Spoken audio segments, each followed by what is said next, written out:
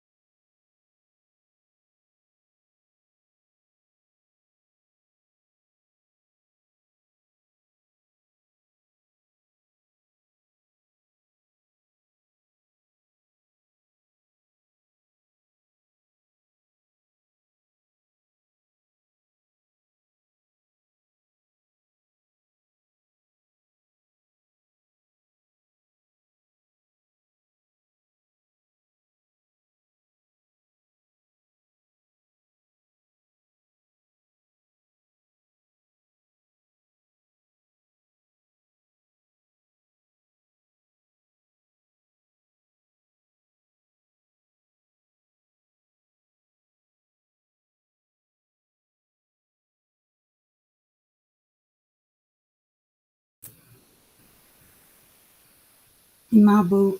kuramjaraba matungda ahanba oina akoina nasigi program asi sinjabada online da laibire phone da laibire Renu Takhelambam President Ifamgi Extrajudicial Execution Victim Family Association Manipur mangondagi ahanba oina wahi amanidang haibinaba ningsingjari Renuna dum hobinaba ningsingjari Thagatsari je batam jo kara connection bi maram huduna kara pudai chada balai ko yamma ngapti gani dusi ekodi finding the voice ke munkana program chi ko chi bagi da mak chi chi achi dum bayamna makule bo program o chi bi da mak chi ko fele pen thagatsari chi ena lechi jaba Ema Momon komasi Imasi aina ahanda tinazara padadi kujitsakalana samirakan baglu ana social milana chara helmi matambido adi matambedi hona kujitian hospital da leiba kuji natangi da da misakal ni samana saramba da matambedi aina apena su apuji organization di sabak sabak ke amato matamda matamda project phamaka da imasi aina ahanda aina aduga khayzara chibani habatai adu imasina leki da bosi ka singa koigi khunai sigi da makta ilamdam sigi da makta ima kaya singa sigi kunna thaba ko jaram ba khu da makta di yamna mawza ba amani nai khayzaje ima si leki da bosi da koigi koigi ko sigi mangna ima go rinaram ba kaya mun chi thawai ngai ta ba aduga akoina chi adiki matik nungaite je thawai ayam tina nungaite marak haugiba jeni khara sida imao de yam natna thabak thawni kaya da kuje kunna debaki issue kaya da kunna thabak tawmina pani hadonga si di imasi ekodi rakta leitre adu ima leiti da bigi awabati ima gi lei hawi ba in manu tamu chu na khon chu ai shamu chu amade organization di make gi awaba puropa amadi alumuni awaba da seru gazeli haina ana hamba dai thambeje aduga ima sigi maram da ina kai gumba khara aduga ima bunlabi meyam amana tawbiramba nasigi kunai sigi leba yamna taw thokchani ngai awang ba thakta ikai khunani ngai leba ai kadang ai panjage masigi online ko dum chaga lokcharaga mani kudadi ekigi mipi sigi leba kudi hanba haitare ko hawpa kudi hek kamari ba kano si generation sigi oina ima singal oina daw ko haira gadi kung mayra pai di haitare mahamba da mayra pai di chonjini ga misapan di na ima singina kudi lekai kumbang sibangda kudi misa tingba kudi drug di yung digumba dumba tingba matam sida ima singina mayra pai di na kung saan isaban oina kung natulog na lepak sila mutta kudi ikhalagi banhate agi kudi kudi shunta kudi shishima tanjina wega mutta imasin dina chawko khadang lobiya chipa imasin atani aduga matang di matong ina kudi lebaki kudi issue mayam sigi matong ina kudi ampo special for egg manipula thamakre adugi matong gagi amu imasin sina akuna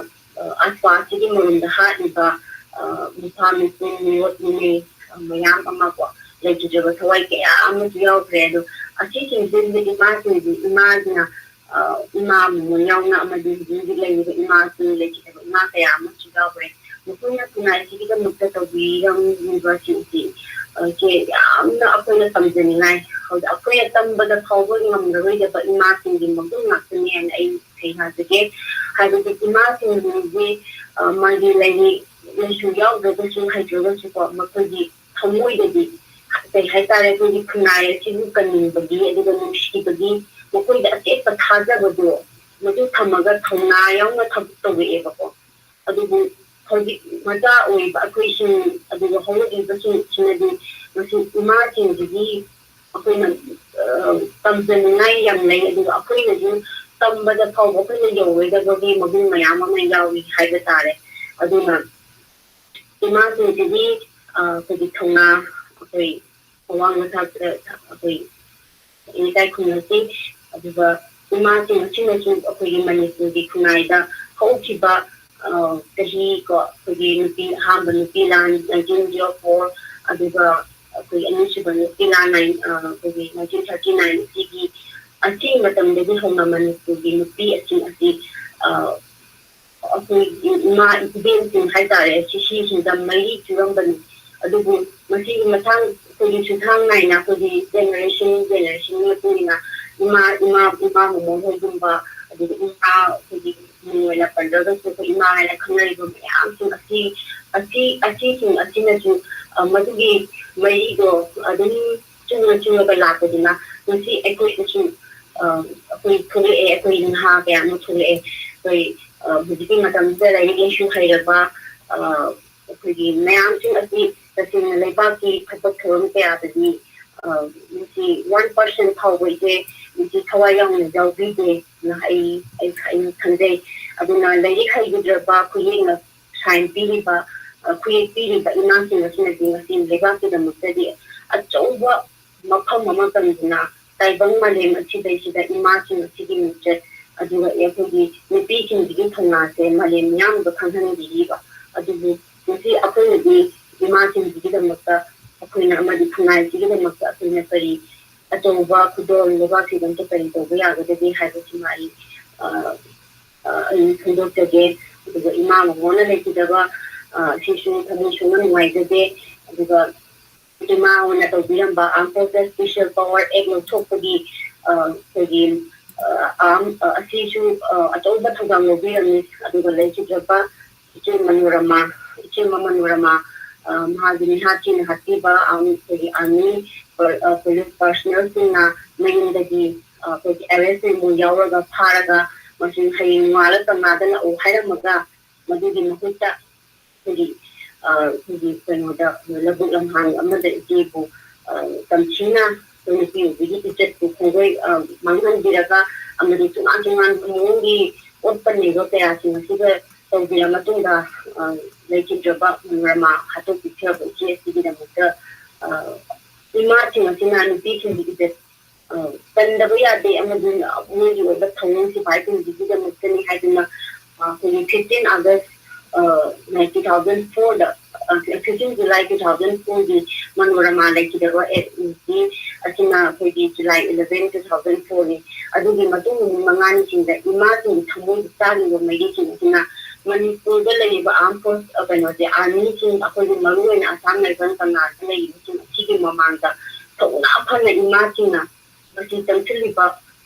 Manipur the invitation to the Kaikuna Manga Yaroi, grab us Indian army and the death of our state type of slogan, Mayaman Lauraga, imagine the army Yam, Maru Assam like Mamanga, she told the something of Konzama to the Imam Wunchi Yasibini, and Tagani years Sigumaba,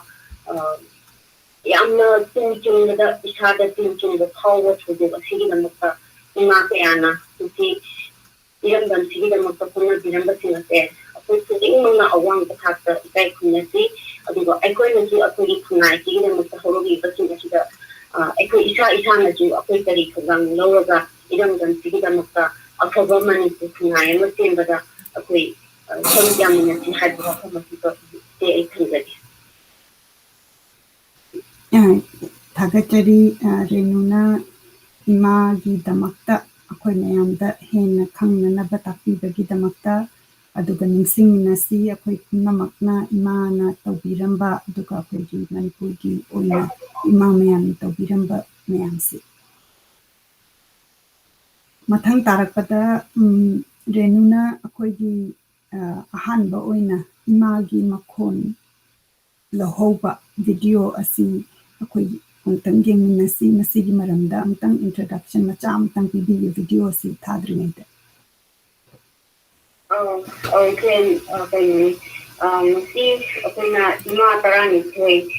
that street of defiance na namin translate ba pagi episode 1 sida ihan di ima momon ko lang sa bani kasi na ay na pagdating ba ko 15 July asida depression day na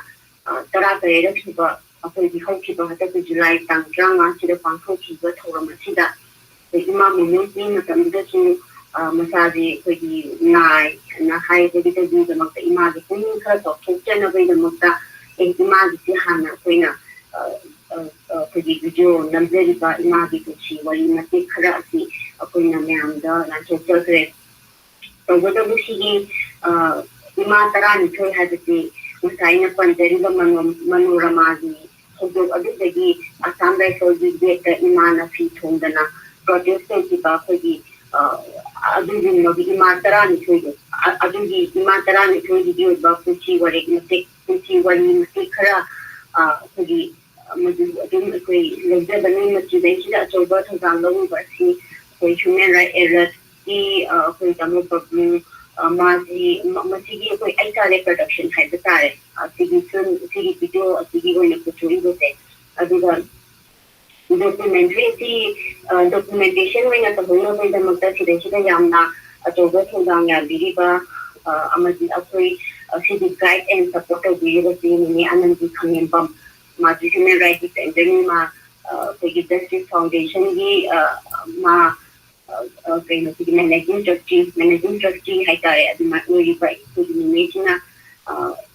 ma sigi da motiam na chogo thongang ya bi aduga sigi documentary na mai wani shu akhoi student na thaba ko ni nara abunina ni ko ni to dira ko ni matu in di akhoi HR da lakpa internship akhoi student nya mama le ko sin asina मतलब इमारतें video का interview दी हान worry ने लवन बने अगर इमारतें video तो worry तो खत्म भी लोग ना तो मूवी वीडियो ओइना तुंगी मिरो तुंजना अकोई ना सीडी अकोई ना इमारतें वीडियो में मतलब इमारतें वीडियो का मैं तुझे मत की वरी थी अकोई तंगाई खदना इसी यामना मथुताई है ना खलगा इसी पंक्चर की तो थकोई दिगो ना CD दमकता ako'y achawag hanggang lobby kasi sige ako'y film ati ako'y na thotong din mindful maker aduga Brinda Lojongam Tamu Beauty head coach of Machan Ahani Moko and Medicine aduga Sensi Manantana the interview Loniba or team Bijalas Shalamana Nang Tin Chamane aduga Nuntam Tungam Hainamaga Makoi Emisina interview Loni Ima Bichalaga aduga Ayamba music background music oiba try famous ni sa haiba yang na tune yang shiba ko ipuni da tutlaw da ko iba music sin atina apagi innocent ay sana sige pinsin da gidani aduga ko na tune sige da mata chopa da yang tauna apagi chen yaiba ho tin mai da di da ka sa manipurana Bindal Soibam Ongbi Momon students after publishing and Nazauna meeting function Hyderabad. The member Karatu Adum official thanks the member of the girls of Manipur Hyderabad. Makosi that me when a Palabada Donald Donald Tiam Hidden Leima and the Gipsia Mary Marina, the Ayakam, the Archibia, or Bidia Sadapam, Kai Bamukin, Matinam, Tauna,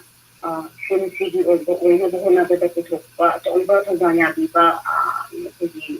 Tinawapani, the Gomasi, Matam Nina, when Hunky Batang Drama, Bella to Pibasi, if you should Nina, to talk for Haganina, Ima among the Dina, Kaihan Nanda Putin is there. Anil Suboina, the August, July, or the Augusta, Tantranga, Putin option, Hibani, the Lebaki, Poviki, Pibum Dinamati, or Utah had to give the Matamatuin, questions have the villager had the time, Madam, it's mine, it is mine, certainly. I do like a Chiva Amana, upon the Amna, Minam, the higher the ako'y lay chijaga ima ani pwede ako'y ani si ako'y na ako'y dilay sa bagay kuya adun sige ba mo ni video ito dun ako'y imong bagi taw ni adun dilay chijaga ima ibn hal ang ima ito di ko hayad ani si wari ni hakin na si ng ang bagi video recording ho daga si yam na ako'y ingam da amani ho we hata tayo yam na solution na ni mai today Sige the magda chini mami chuma pige ne du ako'y kapag ko na ako'y chinta han ba ma hai ke toy adu hoji kata kani hai ga du ne am na pinse laga thabo to to mata masire shida phimati nam ke tak pa film iman shi di chi wari ni si magin yam yaw ba oi pag da ba ha iman si ni maru ina jam kita makai kai makra to bidang ni iman si di chi wari ati tung goina Kaya kamga mo kaya na ba si Chiro Teriba video si mayam na punta na support video na si video na ima si sige magkakam na mati ako'y matam ko din magkaima parami choice si awang da tata try ko na ito na si hay ko na si ay kamga dito. Ilang sige matang na di asi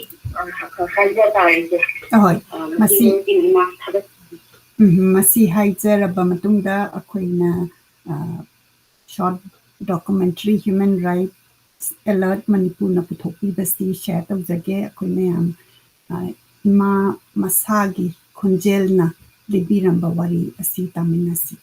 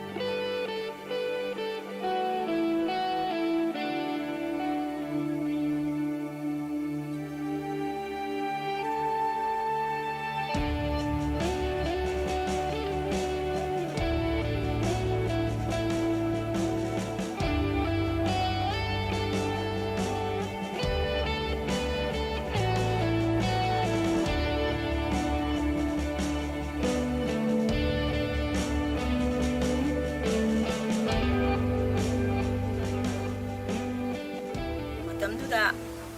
ꯅꯨꯄꯤꯅ ꯂꯥꯏꯔꯤꯛ ꯇꯝꯕ ꯌꯥꯗꯦ ꯍꯥꯏꯕꯒꯤ ꯂꯝꯕꯤ ꯑꯃ ꯅꯨꯄꯤꯅ ꯂꯥꯏꯔꯤꯛ ꯇꯝꯃꯛꯀꯗꯧꯗꯣꯏꯅꯣ ꯍꯥꯏꯕꯁꯦ ꯑꯩꯈꯣꯏꯅ ꯏꯄꯥꯝꯗ ꯂꯩꯔꯤꯉꯩ ꯃꯇꯝꯗ ꯂꯥꯏꯔꯤꯛ ꯇꯝꯕ ꯌꯥꯗꯦꯅ ꯂꯥꯏꯔꯤꯛ ꯇꯝꯕ ꯇꯣꯛꯍꯟꯗꯧ ꯍꯣꯠꯅꯩ ꯍꯣꯠꯅꯕ ꯃꯇꯝꯗ ꯑꯩꯈꯣꯏꯅ ꯂꯥꯏꯔꯤꯛꯇꯨ ꯇꯝꯅꯤꯡꯕꯅꯤꯅ ꯑꯩꯈꯣꯏ ꯃꯗꯃꯣꯍꯟ ꯒꯥꯔꯜ ꯍꯥꯏ ꯁ꯭ꯀꯨꯜꯗ ꯇꯝꯃꯤ ꯀ꯭ꯂꯥꯁ 3-4 ꯐꯥꯎ ꯑꯗꯨꯒ ꯑꯃꯨꯛ ꯏꯆꯦꯒꯤ ꯃꯅꯥꯛꯇ ꯑꯃꯨꯛ ꯋꯥꯡꯈꯩ ꯒꯥꯔꯗꯦꯟꯗ ꯑꯃꯨꯛ ꯇꯝꯃꯛꯏ ꯑꯗꯨꯗ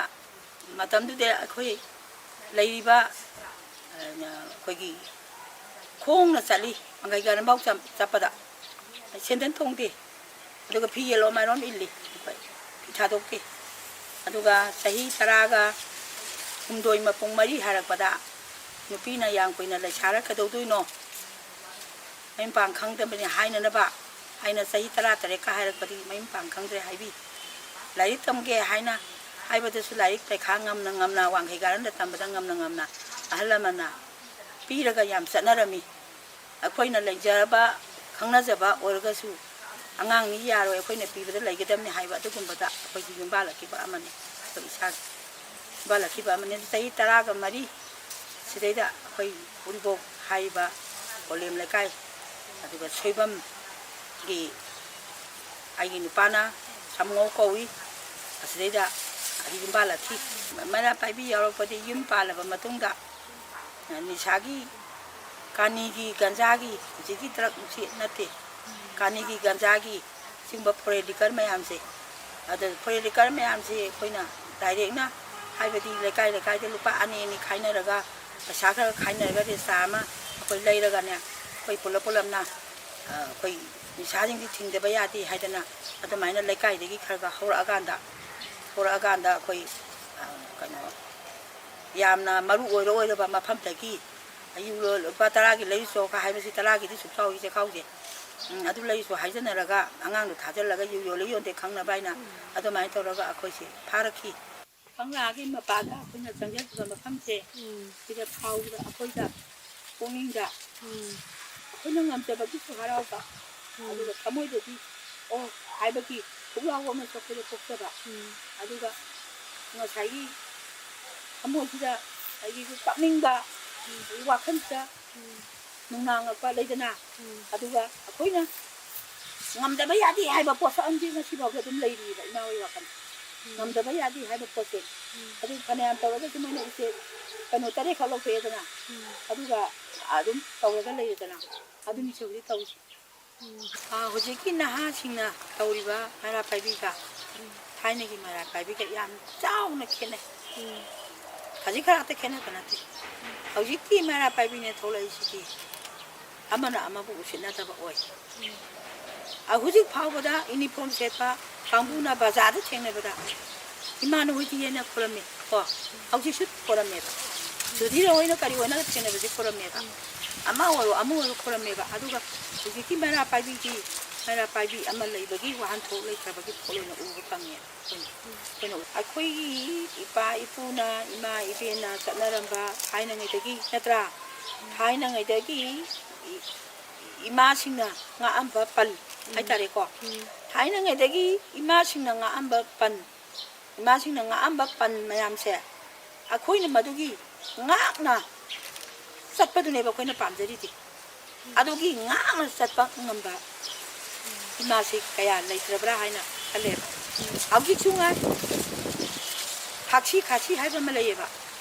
ꯊꯥꯛꯁꯤ ꯈꯥꯁꯤ ꯍꯥꯏꯕꯁꯤꯒꯤ ꯄꯣꯠꯁꯤ ꯃꯁꯥꯅ ꯀꯥꯎꯗꯅ ꯃꯩꯔꯥ ꯄꯥꯏꯕꯤ ꯑꯃꯅ ꯊꯣꯛꯂꯛꯑꯒꯁꯨ ꯃꯤꯑꯣꯏꯕꯒꯤ ꯊꯥꯛꯁꯤ ꯈꯥꯁꯤꯁꯤ ꯀꯥꯎꯗꯅ ꯂꯩꯔꯒꯗꯤ ꯑꯩꯈꯣꯏꯅ ꯏꯃꯥ ꯆꯥꯎꯕꯤ ꯊꯤꯔꯁꯨ ꯂꯩꯍꯧꯔꯤꯕ ꯏꯃꯥꯁꯤꯡꯁꯤ ꯁꯤ ꯊꯥꯛꯁꯤ ꯈꯥꯁꯤ ꯇꯧꯖꯔꯤꯗꯅ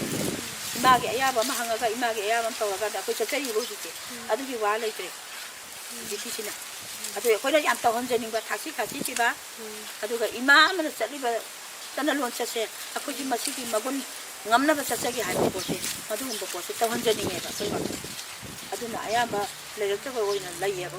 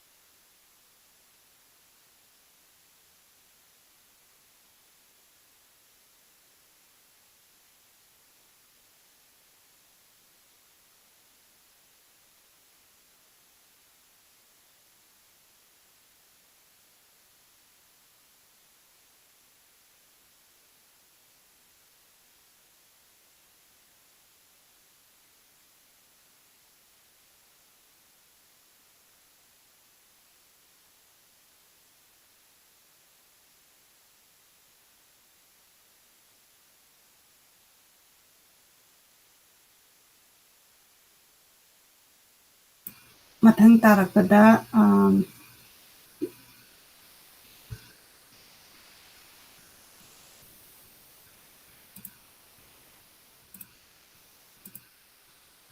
video amamuk share tawjage. Ema Mombi President Poirai Leimarol Maira Paibi Apunba Manipur Ima Sina Awaba Pagi video ama share tawjarake.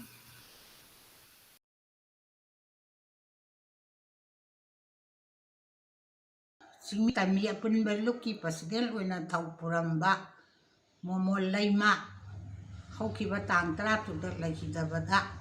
Poirai Leimarol Maira Paibi Apunba Manipur ki President wena tau purima memchawina thamoi sokningai Oi haina awaba phongtok chari loinana Momon Leima Ramdam Manipur asigi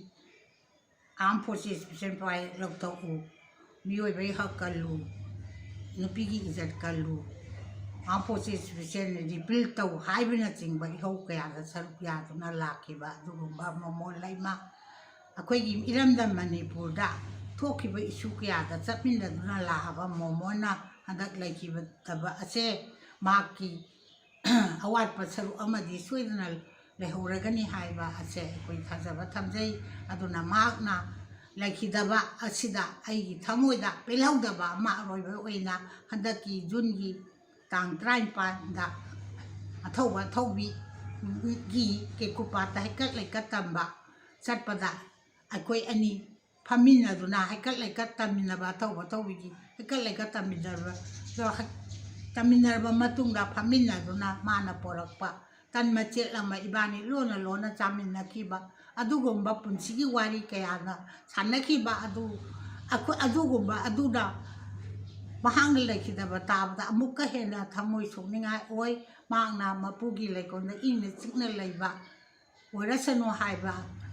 Wapamji Imam Jonanga Sisu Mahaku Apabalambida Sanbiu Haiba Wapamja Tamzaraga Mayam Mapamda Bidai Tose.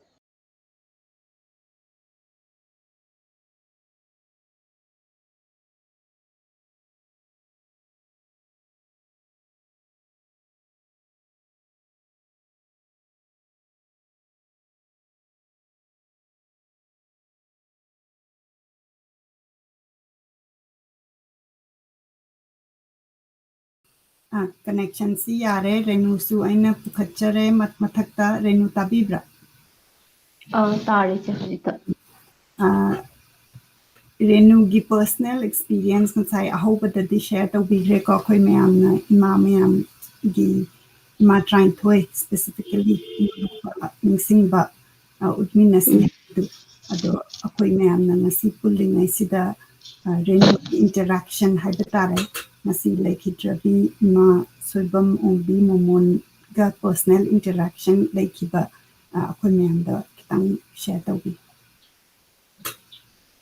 Iche kainogi maramda Ema Momongi maramda oidura aije ngasa haugi wariji kata haudraba. Ema Momongi maramda maga personally interact tahuba incident kharagi maramda tang share tabu ningsingbo. Ima ihan habada aina ngasa dasu panjagre akhoi sakalda maje huji pudi laikidra matamda tami chingigi president oina Ima se laikidre matamdura suma oira I magi wari taba matamda 1993 saidagi ma tami chingigi oira ina hai ado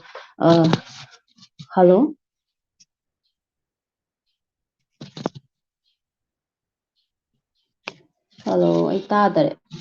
Makatabi tai fazana tai tai koicha sumaina Imaga hakthengna bharagadi aina ngasagi ihan hana khoina ujarapadadi sakalgi samila thadurapa matam khudingi akhoije protest he phambasida Ima je he akhoije thengnei ado thengnaba matamdasu yamna Ima se yamna khoigi yamna akhoi myam yamna ing tapchaba aduga mong hajadaba tapchaba aduguma mayam ama oi aduga matam khudingmaktasu akhoina Imada aina Ima hoigi thongnaje nacha akhoidasu ꯑꯗꯨꯃꯥꯏꯅ ꯏꯃꯥ ꯍꯣꯏꯒꯨꯝꯅ ꯊꯧꯅꯥ ꯂꯩꯅ ꯂꯩꯖꯅ ꯊꯕꯛ ꯇꯧꯕ ꯉꯝꯖꯕꯒꯦ ꯍꯥꯏꯕꯁꯦ ꯑꯩꯈꯣꯏꯅ ꯏꯃꯥꯒꯤ ꯎꯔꯨꯕ ꯃꯇꯝꯗꯁꯨ ꯑꯩꯈꯣꯏ ꯑꯗꯨꯝ ꯈꯨꯔꯨꯝꯃꯒ ꯏꯃꯥꯁꯤꯡꯁꯤꯅꯁꯨ ꯏꯆꯥꯁꯤꯡ ꯅꯣꯏꯅ ꯑꯩꯈꯣꯏꯗꯤ ꯀꯩꯁꯨ ꯈꯪꯖꯗꯕꯅꯤ ꯑꯩꯈꯣꯏꯗꯤ ꯂꯩ ꯍꯥꯏꯕꯁꯨ ꯍꯩꯖꯗꯦ ꯍꯥꯏꯕꯒꯤ ꯑꯗꯨꯝ ꯑꯌꯥꯝꯕ ꯃꯇꯝꯗ ꯑꯗꯨꯝ ꯄꯜꯂꯦ ꯑꯩꯈꯣꯏꯗꯤ ꯀꯩꯁꯨ ꯈꯪꯖꯗꯦꯀꯣ ꯑꯗꯨꯅ ꯅꯣꯏꯅ ꯑꯩꯈꯣꯏꯒ ꯄꯨꯟꯅ ꯊꯕꯛ ꯆꯠꯃꯤꯟꯅꯔꯒ ꯑꯩꯈꯣꯏꯒꯤ ꯈꯨꯟꯅꯥꯏꯁꯤꯒꯤꯗꯃꯛꯇ ꯍꯧꯒꯠꯂꯛꯂꯤꯕ ꯑꯩꯈꯣꯏꯒꯤ ꯅꯤꯁꯥꯒꯤ ꯃꯔꯝꯗ ꯑꯣꯏꯔꯣꯀꯣ ꯍꯧꯖꯤꯛꯀꯤ ꯗ꯭ꯔꯒꯀꯤ ꯀꯩꯀꯥꯒꯤ ꯃꯔꯝꯗꯁꯨ ꯏꯃꯥ ꯍꯣꯏꯁꯤꯒ ꯑꯗꯨꯝ ꯈꯔ ꯄꯨꯟꯅ ꯊꯕꯛ ꯇꯧꯃꯤꯟꯅꯔꯝꯃꯦ ꯍꯥꯏꯕ ꯇꯥꯔꯦ ꯑꯗꯨꯒ ꯑꯩꯈꯣꯏꯒꯤ ꯃꯤꯍꯥꯠ ꯃꯤꯄꯨꯟꯒꯤ ꯃꯔꯝꯗ ꯑꯣꯏꯔꯒꯁꯨ ꯑꯩꯈꯣꯏꯅ ꯑꯗꯨꯝ ꯇꯠꯇꯅ ꯏꯃꯥꯁꯤꯒ ꯑꯗꯨꯝ ꯋꯥꯔꯤ ꯁꯥꯟꯅꯔꯝꯃꯤ ꯑꯩꯈꯣꯏ ꯍꯧꯈꯤꯕ ꯆꯍꯤ 5-6 ꯑꯁꯤꯗꯤ ꯏꯃꯥꯁꯤꯡ ꯑꯁꯤꯒ ꯑꯩꯈꯣই ꯂꯣꯏꯅꯅ ꯊꯕꯛ ꯇꯧꯃꯤꯟꯅꯔꯛꯄꯅꯤꯅ ꯏꯃꯥꯁꯤ ꯂꯩꯈꯤꯗꯕ ꯃꯇꯝꯗꯗꯤ ꯑꯗꯨꯛꯀꯤ ꯃꯇꯤꯛ ꯑꯩ ꯊꯃꯣꯏ ꯁꯣꯛꯅꯩ ꯅꯨꯡꯉꯥꯏꯇꯕ ꯐꯣꯡꯗꯣꯛꯆꯔꯤ ꯅꯨꯡꯁꯨ ꯅꯨꯡꯉꯥꯏꯇꯦ ꯑꯗꯨꯒ ꯅꯨꯡꯁꯤꯕꯁꯨ ꯌꯥꯝꯅ ꯅꯨꯡꯁꯤ ꯏꯃꯥꯁꯤꯡꯒꯤ ꯊꯧꯅꯥꯁꯤꯗꯪꯗꯤ ꯑꯩꯈꯣꯏꯁꯨ ꯏꯃꯥ ꯍꯣꯏꯒꯨꯝꯅ ꯑꯩꯈꯣꯏꯁꯨ ꯊꯧꯅꯥ ꯂꯩꯕ ꯉꯝꯖꯒꯤꯀꯣ ꯍꯥꯏꯕꯁꯦ ꯄꯨꯛꯅꯤꯡꯗꯩ ꯇꯠꯇꯅ ꯑꯗꯨꯝ ꯏꯁꯥꯗ ꯁꯣꯟꯖꯔꯒ ꯂꯩꯕ ꯋꯥꯍꯩꯅꯤ ꯍꯥꯏꯕ ꯇꯥꯔꯦ ꯌꯥꯝꯅ ꯆꯨꯝꯕ ꯋꯥꯐꯝꯅꯤ ꯑꯩꯈꯣꯏꯅ ꯊꯧꯅꯥ ꯑꯁꯤ ꯏꯃꯥꯁꯤꯡꯗꯒꯤ ꯌꯥꯝꯅ ꯇꯝꯖꯅꯤꯡꯉꯥꯏ ꯑꯣꯏꯕ ꯑꯗꯨꯒ ꯏꯃꯥꯁꯤꯡꯅ ꯉꯁꯥꯏ ꯍꯥꯏꯕꯤꯕꯗꯣ ꯑꯩꯗꯤ ꯑꯩꯈꯣꯏ ꯂꯥꯏꯔꯤꯛ ꯍꯩꯕ ꯅꯠꯇꯦ ꯍꯥꯏꯅ ꯄꯟꯕꯁꯤ ꯑꯩꯈꯣꯏꯅ ꯇꯦꯛꯅꯣꯂꯣꯖꯤ ꯌꯨꯁ ꯇꯧꯔꯀꯥꯟꯗ ꯏꯃꯥꯅ ꯇꯧꯔꯝꯕ ꯃꯌꯥꯝꯁꯤ ꯀꯥꯎꯗꯅꯕ ꯑꯩꯈꯣꯏ ꯍꯣꯠꯅꯃꯤꯟꯅꯁꯤ ꯍꯥꯏꯅ ꯑꯩ ꯄꯨꯝꯅꯃꯛꯇꯁꯨ ꯊꯝꯖꯒꯦ ꯃꯊꯪ ꯇꯥꯔꯛꯄꯗ ꯇꯥꯃꯣ ꯕꯕ꯭ꯂꯨꯗꯒꯤ ꯚꯤꯗꯤꯑꯣ ꯑꯃꯨꯛꯇꯪ ꯁꯦꯌꯔ ꯇꯧꯖꯔꯛꯀꯦ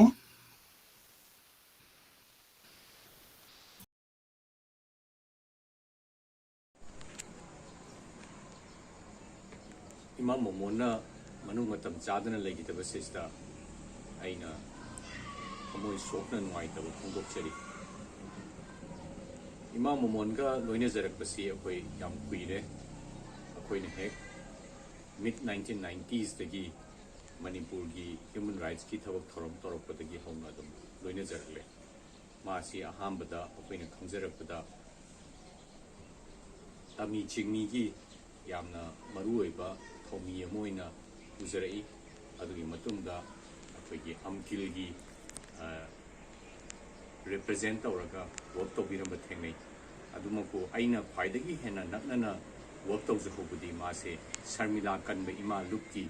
Akoina Porum Pata Sarmila Kanba Luki Sanguda Ondana Toidana Madu Lekana Sadana Lerpagi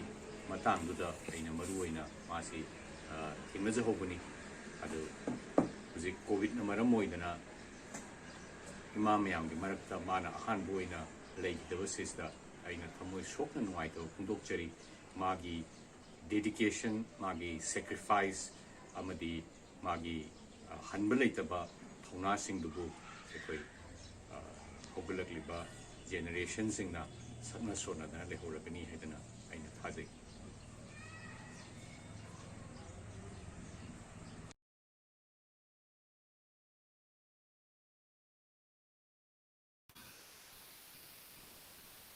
Bablu Leitongbam, Executive Director, Human Rights Alert Tagi Awaba Phungtokpa video asi gi mathangda Ratan President Hericon Heritage Council Dagi Thabirakpa video amuk share tawjarake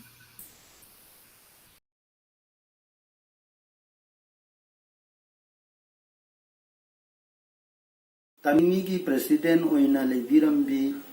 Sana Samningol Soibam Ongbi Momon Ema Momon Haina Miam Kangna Vasina Haukiva July Gi Tang Tara Tarukta Taiwan Pal Thadok Tunasatkiva Sida Ithno Heritage Council Hericon Gi President Oizariva Longjam Ratan Kumar Hangnasu Thamoy Sokna Awaban Waitava Fongdok Jari Ema Momon Henglingai Matamda Koigi Lamdam Sigi Lupi Singi Luchingbi Amo Waina Manipur Konai Gi Isu Kayada Mamjil Thana Saruk Yabiramdana Aikoigi Tungi Amadi Huziki Mirol Gidamakta Paikatlamba Thabak Singasibu Ikai Kumnazabaga Loinana Mahangna Laikidava Madi Mahaki Imu Manungi Awa Sida Tamoy Sokna Ericon Maikei Degi So Awa Fongdok Jari Loinana Mahangna ꯂꯩꯈꯤꯗꯕ ꯑꯁꯤꯅ ꯑꯩꯈꯣꯏꯒꯤ ꯈꯨꯟꯅꯥꯏꯗ ꯑꯆꯧꯕ ꯑꯋꯥꯠꯄ ꯑꯍꯣꯕ ꯑꯃꯗꯤ ꯑꯣꯏꯍꯧꯔꯒꯅꯤ ꯍꯥꯏꯕ ꯋꯥꯐꯝꯁꯨ ꯊꯝꯖꯅꯤꯡꯉꯤ ꯃꯍꯥꯛꯅ ꯍꯥꯏꯕꯤꯔꯝꯕ ꯇꯥꯛꯄꯤꯔꯝꯕ ꯃꯍꯥꯛꯅ ꯂꯧꯔꯝꯕ ꯃꯍꯥꯛꯀꯤ ꯊꯧꯅꯥ ꯂꯤꯡꯖꯦꯜ ꯑꯗꯣ ꯇꯨꯡꯒꯤ ꯃꯩꯇꯩ ꯆꯅꯨꯔꯥꯁꯤꯡꯗꯁꯨ ꯂꯩꯕꯤꯗꯨꯅ ꯏꯔꯝꯗꯝ ꯃꯅꯤꯄꯨꯔꯒꯤ ꯍꯦꯟꯅ ꯌꯥꯏꯐꯕ ꯑꯐꯕ ꯊꯕꯛ ꯀꯌꯥ ꯇꯧꯕꯤꯔꯛꯄ ꯑꯣꯏꯌꯨ ꯂꯣꯏꯅꯅ ꯏꯃꯥꯒꯤ ꯊꯋꯥꯏ ꯃꯤꯔꯦꯜꯅ ꯇꯥꯏꯕꯪ ꯄꯥꯟ ꯑꯁꯤ ꯊꯥꯗꯣꯛꯈ꯭ꯔꯕ ꯃꯇꯨꯡꯗ ꯂꯥꯏꯔꯝꯂꯦꯟꯗ ꯏꯪꯅ ꯆꯤꯛꯅ ꯂꯩꯕ ꯑꯣꯏꯕꯤꯌꯨ ꯍꯥꯏꯅꯁꯨ ꯍꯦꯔꯤꯀꯣꯟꯒꯤ ꯃꯥꯏꯀꯩꯗꯒꯤ ꯊꯧꯅꯤꯖꯔꯤ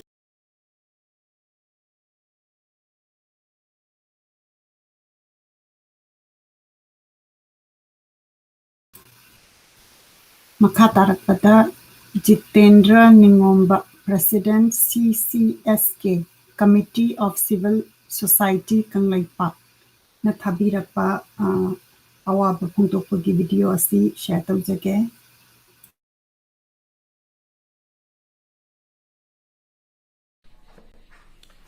ꯆꯍꯤ ꯂꯤꯁꯤꯡ ꯀꯌꯥ ꯅꯤꯡꯈꯥ ꯇꯝꯕ ꯂꯩꯕꯥꯛ ꯑꯃ ꯑꯣꯏꯅ ꯁꯥꯎꯠ ꯏꯁ ꯑꯦꯁꯤꯌꯥꯒꯤ ꯑꯦꯔꯤꯌꯥ ꯑꯃꯗ ꯂꯩꯖꯔꯝꯕ ꯑꯩꯈꯣꯏꯒꯤ ꯂꯝꯗꯝ ꯑꯁꯤꯅ ꯏꯟꯗꯤꯌꯥꯒꯤ ꯑꯄꯨꯟꯕ ꯌꯨꯅꯤꯌꯟ ꯑꯣꯐ ꯏꯟꯗꯤꯌꯥꯗ ꯄꯨꯟꯁꯤꯟꯈ꯭ꯔꯕ ꯃꯇꯨꯡꯗ ꯍꯣꯡꯂꯛꯈꯤꯕ ꯑꯍꯣꯡꯕ ꯈꯨꯟꯅꯥꯏꯒꯤ ꯂꯣꯟꯆꯠ ꯁꯥꯖꯠ ꯃꯌꯥꯝ ꯑꯗꯨꯗ ꯑꯩꯈꯣꯏ ꯑꯉꯛꯄ ꯃꯑꯣꯡ ꯑꯃꯗ ꯑꯩꯈꯣꯏ ꯄꯨꯟꯁꯤꯔꯣꯜ ꯑꯃꯗ ꯂꯩꯈꯤ ꯍꯥꯏꯇꯥꯔꯦ ꯑꯁꯤꯒꯨꯝꯕ ꯄꯨꯟꯁꯤꯔꯣꯜ ꯑꯁꯤꯗ ꯑꯩꯈꯣꯏ ꯅꯤꯡꯕ ꯊꯨꯡꯗ꯭ꯔꯕ ꯑꯗꯨꯒ ꯂꯩꯕꯥꯛ ꯃꯌꯥꯝꯁꯤꯡꯗꯨꯅ ꯏꯍꯧ ꯈꯣꯡꯖꯪ ꯀꯌꯥ ꯑꯩꯈꯣꯏꯒꯤ ꯂꯩꯉꯥꯛꯀꯤ ꯃꯊꯛꯇ ꯑꯩꯈꯣꯏ ꯆꯪꯁꯤꯟꯖꯈꯤ ꯃꯔꯨꯑꯣꯏꯅ ꯑꯩꯈꯣꯏꯒꯤ ꯍꯦꯟꯅ ꯇꯝꯊꯤꯔꯕ ꯑꯩꯈꯣꯏꯒꯤ ꯑꯥꯏꯟ ꯀꯌꯥ ꯃꯐꯝꯁꯤꯗ ꯊꯝꯖꯤꯜꯂꯛꯄ ꯑꯥꯔꯝ ꯐꯣꯔꯁꯦꯁ ꯁ꯭ꯄꯦꯁꯤꯌꯦꯜ ꯄꯥꯋꯔ ꯑꯦꯛ 1950 ꯑꯩꯅꯆꯤꯡꯕ ꯃꯤꯑꯣꯏꯕꯒꯤ ꯍꯛ ꯈꯣꯡꯒꯥꯎꯅꯕ ꯅꯤꯡꯇꯝꯅ ꯍꯤꯡꯖꯕ ꯅꯤꯡꯈꯥ ꯇꯝꯅ ꯋꯥ ꯉꯥꯡꯖꯕ ꯑꯁꯤꯅꯆꯤꯡꯕ ꯃꯌꯥꯝ ꯑꯃ ꯑꯗꯨꯒ ꯂꯩꯕꯤꯔꯤꯕ ꯅꯧꯅ ꯏꯟꯈꯠꯂꯛꯂꯤꯕ ꯂꯝꯗꯝ ꯑꯁꯤꯒꯤ ꯅꯍꯥꯔꯣꯜ ꯃꯌꯥꯝꯁꯤꯡ ꯑꯁꯤꯗ ꯑꯩꯈꯣꯏ ꯃꯌꯥꯏ ꯀꯥꯕ ꯅꯤꯁꯥ ꯀꯌꯥꯅ ꯇꯣꯔꯥ ꯇꯨꯅ ꯃꯥꯡꯍꯟꯅꯕ ꯍꯣꯠꯅꯔꯛꯄ ꯑꯃꯒ ꯈꯦꯅꯍꯜꯂꯛꯄ ꯋꯥꯈꯜꯂꯣꯟ ꯆꯤꯡ ꯇꯝ ꯑꯅꯤꯒꯤ ꯃꯔꯛꯇ ꯈꯦꯅꯍꯜꯂꯛꯄ ꯋꯥꯈꯜ ꯊꯝꯃꯛꯄ ꯐꯨꯔꯨꯞ ꯑꯃꯒꯒꯤ ꯃꯔꯛꯇ ꯂꯩꯔꯤꯕ ꯃꯌꯥꯝꯁꯤꯡ ꯑꯁꯤ ꯑꯥꯏꯗꯦꯟꯇꯤꯇꯤ ꯀ꯭ꯔꯥꯏꯁꯤꯁ ꯑꯃ ꯊꯣꯛꯂꯛꯄ ꯑꯁꯤꯒꯨꯝꯕ ꯇꯟꯖꯥ ꯑꯁꯤꯗ ꯏꯃꯥꯁꯤꯡ ꯂꯝꯗꯝ ꯑꯁꯤꯗ ꯄꯣꯛꯈꯤꯕ ꯏꯃꯥꯁꯤꯡꯅ ꯑꯆꯧꯕ ꯏꯍꯧ ꯀꯌా ꯍꯧꯗꯨꯅ ꯃꯁꯤꯒꯨꯝꯕ ꯃꯌꯥꯝꯁꯤꯡꯁꯤ ꯇꯧꯗꯅꯕ ꯏꯪ ꯇꯞꯄ ꯂꯩꯕꯥꯛ ꯑꯃ ꯑꯣꯏꯅꯅꯕ ꯆꯥꯎꯈꯠꯄ ꯂꯩꯕꯥꯛ ꯑꯃ ꯑꯣꯏꯅꯅꯕ ꯍꯣꯠꯅꯕꯒꯤ ꯋꯥꯈꯜꯅ ꯃꯥꯡꯗ ꯊꯥꯔꯒ ꯆꯪꯁꯤꯟꯈꯤꯕ ꯈꯣꯡꯖꯪ ꯀꯌꯥ ꯑꯃꯗ ꯑꯆꯧꯕ ꯊꯧꯒꯥꯏ ꯂꯧꯕꯤꯔꯝꯕ ꯑꯗꯨꯒ ꯏꯟꯗꯤꯖꯤꯅꯁ ꯄꯤꯄꯜꯁꯤꯡꯕꯨ ꯀꯟꯅꯅꯕ ꯍꯣꯠꯅꯕꯗ ꯑꯆꯧꯕ ꯊꯧꯒꯥꯏ ꯂꯧꯕꯤꯔꯝꯕ ꯏꯃꯥ ꯃꯌꯥꯝꯁꯤꯡꯒꯤ ꯃꯔꯛꯇ ꯍꯧꯖꯤꯛ ꯂꯩꯈꯤꯗ꯭ꯔꯕ ꯏꯃꯥ ꯃꯣꯃꯣꯟ ꯂꯩꯃ ꯅꯤꯡꯁꯤꯡꯕ ꯌꯥꯏ ꯏꯃꯥ ꯑꯁꯤꯒꯤ ꯃꯥꯒꯤ ꯇꯣꯞ ꯇꯣꯞꯄ ꯋꯥꯈꯜꯂꯣꯟ ꯂꯩꯔꯤꯕ ꯃꯅꯤꯄꯨꯔꯗ ꯂꯩꯔꯤꯕ ꯂꯨꯞ ꯃꯌꯥꯝꯁꯤꯡ ꯑꯁꯤꯒꯤ ꯏꯆꯥ ꯏꯅꯥꯎ ꯃꯌꯥꯝꯁꯤꯡꯁꯤꯕꯨ ꯑꯃꯠꯇ ꯑꯣꯏꯕ ꯃꯤꯠꯌꯦꯡ ꯑꯃꯈꯛꯇꯗ ꯊꯝꯂꯒ ꯆꯪꯁꯤꯟꯈꯤꯕ ꯏꯃꯥꯒꯤ ꯌꯥꯝꯅ ꯐꯤꯗꯝꯅꯤꯡꯉꯥꯏ ꯑꯣꯏꯕ ꯋꯥꯈꯜꯂꯣꯟꯁꯤꯡ ꯑꯗꯨ ꯑꯩꯈꯣꯏ ꯑꯅꯧꯕ ꯃꯤꯔꯣꯜꯁꯤꯡꯁꯤꯅ ꯑꯩꯈꯣꯏ ꯏꯃꯥꯁꯤꯡꯒꯤ ꯃꯇꯧ ꯇꯝꯍꯧꯕ ꯃꯊꯧ ꯇꯥꯏ ꯑꯗꯨꯅ ꯂꯩꯈꯤꯗ꯭ꯔꯕ ꯏꯃꯥ ꯑꯁꯤꯅ ꯇꯧꯕꯤꯔꯝꯕ ꯊꯕꯛꯁꯤꯡ ꯑꯩꯈꯣꯏ ꯃꯇꯨꯡ ꯇꯥꯅ ꯑꯩꯈꯣꯏ ꯆꯠꯊꯈꯤꯒꯅꯤ ꯑꯗꯨꯒ ꯊꯋꯥꯏ ꯑꯁꯤꯅ ꯏꯃꯥꯒꯤ ꯊꯋꯥꯏꯅ ꯂꯩꯈꯤꯗ꯭ꯔꯕꯗ ꯁꯦꯝꯕꯤꯕ ꯇꯥꯏꯕꯪꯄꯥꯜ ꯃꯄꯨꯒꯤ ꯃꯅꯥꯛꯇ ꯀꯌꯥ ꯇꯨꯁꯤꯟꯅ ꯂꯩꯕ ꯑꯣꯏꯔꯁꯨꯅꯨ ꯍꯥꯏꯗꯨꯅ committee of civil societies Kangleipak CCSKꯒꯤ ꯃꯥꯏꯀꯩꯗꯒꯤ ꯊꯝꯖꯔꯤ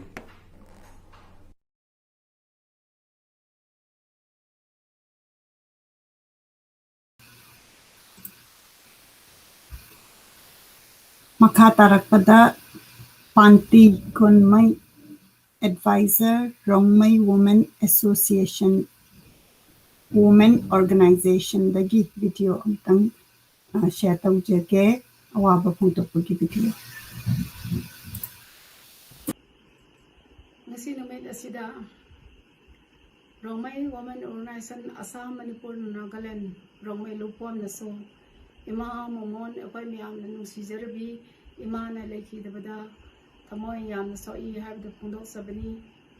Ema na lekhi dabasi akwai Manipur iramdam khaktagi nate notice reasons punamak kidamakta sauna mangjarabani habsi phungdok saningbani Ema na akwai irakta tinba ngamkhidраbasu ipa isorgi mafamda ingna sikna pothajarasnu haibasisu ipa isorgi mafamda thoni zabani imana hingningaida sakal sarmila kanbaluk haibasidasu convener oina thau pubiraga thabum kaya sahi kaya tumba saba khangdaduna nomjarami imana iramdam Manipur sidagi tamthiraba ain notice India pumbagi region sidagi kramaina lokthok sige haibada saruk sauna yazarami armed forces special parts exigramai number 30 habida that iroi imana tamhoriba isinnaw singi mathakta su ipai sona ingta tapthaba board pibi sunu makoi gi pirang adusu ipai sona taithok pirasunu haibisi isor gi mapamda nuanjabaka loinana wahai khradang si thamjabani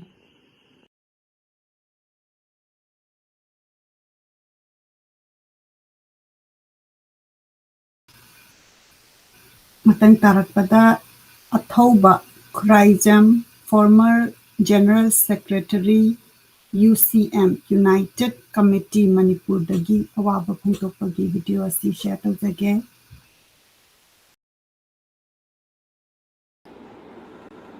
Haukiba July gi tang 13 iramdam ireipak asigi ima luchingbi singi manungda khwaidagi hena chaubu thodang lobirambi miyamgi damakta mang thaduna chongthokpirambi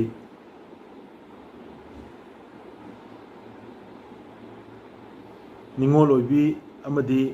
naha kayagi chungoi oiduna lamdam masida chatharakiba state terrorism gi adugulaba kallaba sapu sing adubu ngakthok lakibi adugulaba koi mayamgi Ema Soibam Ongbi Momon na ikhang khangowdana taibang pan amadi akhoi khudingmak pu thadok piramlaga mapugi khoyada tinkibasi iramdam asigi oina amadi akhoi khudingmaki oina yamna chawna mangjaba amani Ema Momon akoina miyamgi thabak hek chenja chongjaba haujarakpa ngasi dagina chahi 35 ki mamang dagi aina hek masak khangjarakpa matam dagi thongna leina miyamgi ihau kayada akiba tujungba leitana macha masu singbu ngak senanaba kannanaba honabada achauba thodang lauduna mang tharaga chongthorakiba Ema amani aina ningsingjabada Emana mahaki loinabi luploi singda minggo kongnabada itaw haina kongnarambudu tabada ai isagi oinasu isada yamna youthful loiba Ema singduna chahi yamjaraga suma sada yam youthful loiba dunglaba spirit amaga loinana leirambadu ubada aina Ema se dukimatik mamal leina wangna thangatchaduna khanjabani nongmata macha singda ahenba wangang daba chaidaba lupki thabak chenminarakpada mathongna leiba akiba leitaba tawrase hairadi tawrase haidana chongthokpa aduga maruwaina lamdam masida matam saangna chatharakiba adugulaba state terrorism gi kallaba sapu sing aduda macha nupi sing macha nupa singbu ngakna nabagi damukta chungoi oidana lepakhiba aduglo Emani Ema asina akhoi khudingmakpu thadoglaga chatkiba asina akhoi dasu ngasi Ema laitabadagi akhoi insecurity macha amata oisu akhoi da phawba Ema yaudragadi mapung pharoidra haibagi nuaitaba ahoba menjanma ngamoidra haibagi adugi pendabadu ngasi su akhoi gi thamoi sida lehoragani karigumba ani suba mapok haibado leiba taragadi Ema amuk hanna mapok piduna kangleipak Manipur gi macha mamom loy amoina amuk lakpiduna miyamgi thabak asi yaubiduna leibak asibu achumba maigeida punana bohnabada Ema amuk nacha singka unasiko haiba paujel asi pijabaga loinana Emana mapogi khuyada ingna chikna taibang sintha loiduna pothabiro haiduna nachagi maikaidagi khurumjari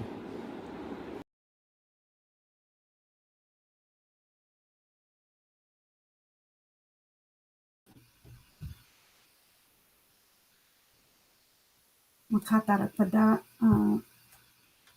audio oina thabirakpa Oza Sarojna Lini Khomdramdagi wahi amani dang taminasi awaba phungtokpagi aduga Ema Soibam Ongbi Momon Buningsingba Haibiba Shadow Bibagida Dominasi. Masi ayahna laikidraba laipati oiranobi Ema Momon July tang Punipan Solisingamaga Tamapan ang Kaimakoida Ogaga Manipuri Damakta Katoglam Laba Mahati Punsina Listing Aniga Unmate July di Dam Taratruta Dam Pirabalina Kobi Nanadana Mamandian Laba Lepati Somiza Oma Ense Haina Kung Kuding Magna Samoida Kapnadi Launadi Irang Dana Sarandari Likat Asidi Manung Asida Ihaksu Ema Momona Laikidabase Manipur Ismati Asang Matom Kamakin Rabani Yamna Nuaite Ekoi Punamaki Manjaba Samati Tuchingi Amani Kaina Ihakam Jage Anhana Mahati Atmana Lairam Denda Inatina Lairu Nabadi the Matat from Nidaraba Matunda Ma Momon Lebang na Imahati Pon Ikabi Momona Laikidabase and a Kanjaba and another Patra Dam Panjarangi Mahati Ahanba Torapa Mahati Schooling Adiba Nang Oyen Amna Kamoy Soina Oiba Wadi Ama Mahana Mahati Libiram Badadi Handiram Badadi and Kantan Panjage I had a Naramban Mimaso I had a Panjarangi and a Mahati Ihan Handada Equity Madam Mohan Girls School Haidana LP School Hyderabad Masda Class 2-3 Mami Aduga Ani Subada Muk Madi Mumanunda Party Halamansina like them to all Haidanaya Akan pressure ama Mubina like them Bakana Day and a Nayum Pan but think never need Kaka Hadi Base Mama Samana Panda Pamlam Labawa Honey Aduna Maram Odana Mahat Matse Maginayunda Later Mahatse one thing girl the Amuk Tamsi. Madudagi Mukahitara Marika Kasurapa, Adida, Amukasu Ahlamansi, enough Mauna, Akanba pressure Mapiratana, Hona Bagi, Torantoraki, Mahak, Napupanong Hide, Aduba Uripo, Polem Letaida, Mahak Mayum Pali, Subam Sabeda, Aduba Matata Hanan. Aduba Mahakna Lebaki. Tana Mark Arway Put forward Torami the Tabak Sinse, Mayum Pala Matunda, Mahak Sula Tibani, Aduba Madida Mahati organization here, you Chitaga, the guy, a pretty Mumanungi, Musin Sinam York, Pinay, Aduba Tandu Leda, Mamma for the E. Nishaban Haidan Nishaban Doki Haidana, Mokoi, Samadi Oiba. Mayam ama hansing ulama kunsilaga lingkat su lingkat bagal ina na masama si suwa yan kana tawkiba dumba ma amani aduga matam duga man hayram ni discipline gi matam de mo matam duga kaina gaiga uta kenare haidana mahana pandira ni mahana makoina isaban to matamda ahal laman sina chatlamba chana patham makoina kharam bapal duwang makhatlande aduga ma tawbi gi yakhang mon leadership ori bai ma tawbi gi yakhang se makoina resolution makoina tawning ba thabak le ga su ma yakhang yaw dra pati tawramde asunna mahana yakna discipline se yakna na tatpa adumba depa kama utaning ba tuwa kalon Samasida Haklami, Mahana Lake Devase, my day Tenora TV, Lang Lava Form, Zaka, Intibani, Ema Momondi, Isang Toba, ꯃꯃꯥꯒꯤ ꯊꯕꯛ ꯑꯃ ꯇꯧꯔꯛꯄꯗ ꯃꯥꯡꯍꯟ ꯊꯥꯗꯨꯅ ꯆꯦꯟꯖꯔꯛꯄ ꯃꯤꯁꯛ ꯑꯃꯅꯤ ꯃꯍꯥꯛꯅ ꯂꯩꯈꯤꯗꯕꯁꯦ ꯃꯅꯤꯄꯨꯔꯒꯤ ꯑꯇꯤꯌꯥꯗ ꯂꯪꯂꯕ ꯊꯋꯥꯟꯃꯤꯆꯥꯛ ꯑꯃ ꯆꯦꯟꯈꯤꯕꯅꯤ ꯍꯥꯏꯅ ꯍꯥꯏꯖꯒꯦ ꯃꯍꯥꯛꯀꯤ ꯑꯥꯠꯃꯥꯅ ꯏꯁꯣꯔꯒꯤ ꯃꯅꯥꯛꯇ ꯏꯪꯅ ꯆꯤꯛꯅ ꯂꯩꯔꯨꯔꯁꯅꯨ ꯍꯥꯏꯅ ꯏꯁꯣꯔꯒꯤ ꯈꯨꯌꯥꯗ ꯋꯥꯝ ꯇꯔꯥ ꯂꯣꯟꯅꯖꯔꯒ ꯈꯨꯔꯨꯝꯖꯔꯤ ꯂꯣꯏꯅꯅ ꯌꯥꯝꯅ ꯑꯩꯈꯣꯏꯒꯤ ꯄꯨꯟꯁꯤꯗ ꯑꯩꯈꯣꯏꯒꯤ ꯁꯅꯥꯒꯤ ꯀꯥꯂꯤꯅ ꯌꯦꯠꯇꯅ ꯂꯩꯍꯧꯔꯒꯗꯕ ꯊꯧꯗꯣꯛ ꯑꯃ ꯊꯣꯛ ꯀꯌꯥꯅꯤ ꯑꯩꯈꯣꯏꯅ ꯄꯟꯕꯒꯤ ꯂꯣꯏꯕ ꯅꯥꯏꯔꯔꯣꯏꯗꯕ ꯃꯍꯥꯛ ꯏꯊꯟꯇ ꯅꯠꯇꯦ ꯃꯈꯣꯏꯒꯤ ꯅꯨꯄꯤ ꯂꯨꯞ ꯑꯩꯈꯣꯏꯒꯤ ꯃꯩꯇꯩ ꯅꯨꯄꯤꯒꯤ ꯂꯤꯡꯖꯦꯜ ꯊꯧꯅꯥ ꯂꯩꯕꯤ ꯏꯃꯥ ꯀꯌꯥ ꯊꯣꯛꯂꯛꯂꯒ ꯑꯗꯨꯒꯤ ꯃꯅꯨꯡꯗ ꯃꯍꯥꯛꯅ ꯈ꯭ꯋꯥꯏꯗꯒꯤ ꯍꯦꯟꯅ ꯑꯩꯈꯣꯏꯒꯤ ꯌꯥꯝꯅ ꯃꯤꯁꯤ ꯌꯥꯝꯅ ꯀꯅꯦꯛꯇꯤꯡ ꯑꯣꯏꯕ ꯑꯃꯒ ꯍꯧꯅꯕ ꯑꯗꯨꯒ ꯑꯁꯤꯅꯆꯤꯡꯕꯁꯦ ꯃꯥꯒꯤ ꯌꯥꯝꯅ